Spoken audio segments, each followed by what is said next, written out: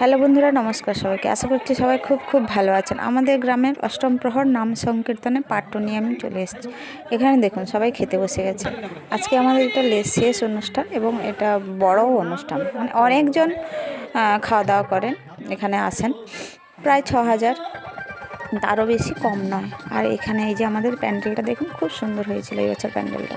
আর এখানে ইনি গান গাইছেন, এই গানটা শেষ হলে এই যে আসর কীর্তন হবে। এখানে কৃষ্ণ, বুড়িমা, রাধা সবাই রেডি, এরা শুরু করবে আসর কীর্তন। আর এদিকে সবাই বসে পড়েছে দেখবে বলে। আর এখানে খাওয়া দাওয়া হচ্ছে। আর আমাদের প্যান্ডেলটা দেখুন, দারুণ হয়েছিল এই বছর প্যান্ডেলটা কিন্তু। আর আপনাদের যদি ভালো লেগে থাকে তাহলে জানাবেন।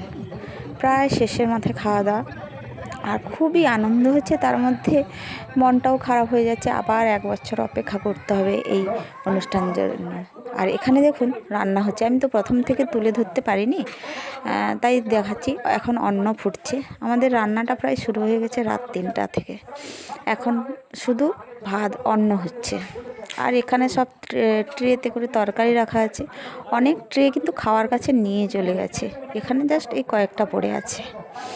আর আমাদের এই গ্রামের অষ্টম প্রহর নাম সংকীর্তন দেখে কেমন লাগলো আপনাদের সবার, তা কমেন্ট করে জানাবেন। যদি ভালো লেগে থাকে লাইক, কমেন্ট, শেয়ার করবেন। নমস্কার।